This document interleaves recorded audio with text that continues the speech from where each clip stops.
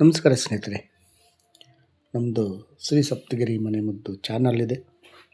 ಅದರ ಮುಖಾಂತರ ಅನೇಕ ರೀತಿಯ ಎಪಿಸೋಡನ್ನು ಕೊಡ್ತಾಯಿದ್ದೀವಿ. ಸ್ನೇಹಿತರೆ, ಪ್ರಕೃತಿ ನಮ್ಮದವ್ರು ಯಾರೂ ಕೆಟ್ಟಿಲ್ಲ. ಪ್ರಕೃತಿ ನಂಬದೇ ಇದ್ದವ್ರು ಎಷ್ಟೋ ಜನ ಕೆಟ್ಟವ್ರೆ. ಎಲ್ಲ ಜಂಕ್ ಫುಡ್ಡು, ಮೆಡಿಸಿನ್ನು, ಆಯಿಂಟ್ಮೆಂಟು, ಇನ್ನೊಂದು ಮತ್ತೊಂದಂತ ಹಚ್ಕೊಂಡು ಅನೇಕ ರೀತಿಯ ಕಾಯಿಲೆಗಳನ್ನು ತರಿಸ್ಕೊತಾ ಇದ್ದಾರೆ.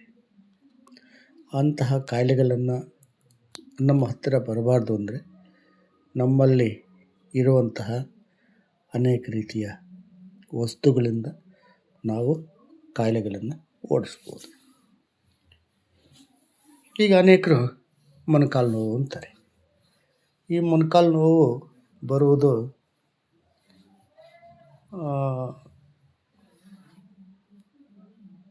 ನಾವು ಕುಡಿಯುವಂತಹ ನೀರಿನಿಂದ ಅಂತ ಯಾರು ಮನವರಿಕೆ ಇಲ್ಲ ಯಾರಿಗೂ.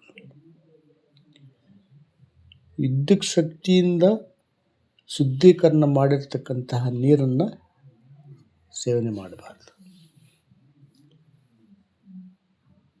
ವಾಟರ್ ಫಿಲ್ಟ್ರೇಷನ್ ಅಂತ ಏನಂತಾರೆ, ಅದು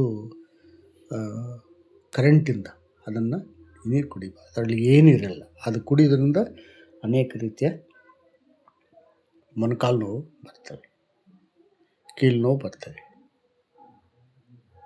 ಅದನ್ನು ಗೊತ್ತಿದ್ದು ಸಹ ನಾವು ಅದನ್ನು ಸೇವನೆ ಮಾಡ್ತೀವಿ. ಅದು ಫಲ ಬಿಡಿ. 15 ದಿವಸ ಬಿಡಿ ಆ ನೀರು ಮೊಣಕಾಲಿದ್ರೆ ಕೇಳಿ ಬಿಡಲ್ಲ. ಟೇಸ್ಟ್ ಹಂಗಾಗಿದೆ ನಮ್ಮ ಇದು.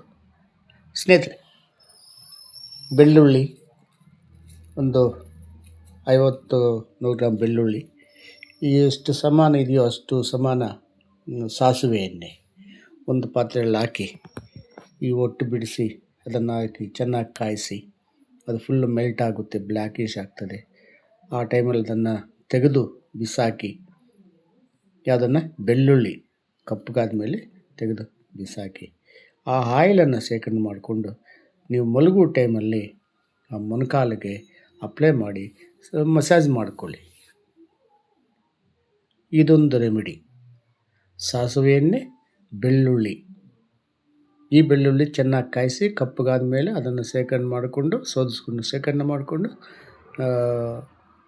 ಆ ರಾತ್ರಿ ಹೊತ್ತು ಮಲಗುವ ಟೈಮಲ್ಲಿ ಮೊಣಕಾಲಿಗೆ ಅಪ್ಲೈ ಮಾಡಿ ಮಸಾಜ್ ಮಾಡಿಕೊಂಡ್ರೆ ನೋವು ಹೋಗುತ್ತೆ. ಸ್ನೇಹಿತರೆ, ಇಂತಹ ರೆಮಿಡಿಗಳು ಜಾಸ್ತಿ ಇದೆ. ಆದರೆ ಪ್ರಕೃತಿ ಸಿಕ್ಕಂಥ ವಸ್ತುಗಳಿಂದ ನಾವು ಮಾಡಿಕೊಂಡ್ರೆ ಯಾವ ತೊಂದರೆ ಇಲ್ಲ. ನಮಸ್ಕಾರ. ಇದನ್ನು ನೋಡಿ ಲೈಕ್ ಮಾಡಿ, ಶೇರ್ ಮಾಡಿ, ಸಬ್ಸ್ಕ್ರೈಬ್ ಮಾಡಿ.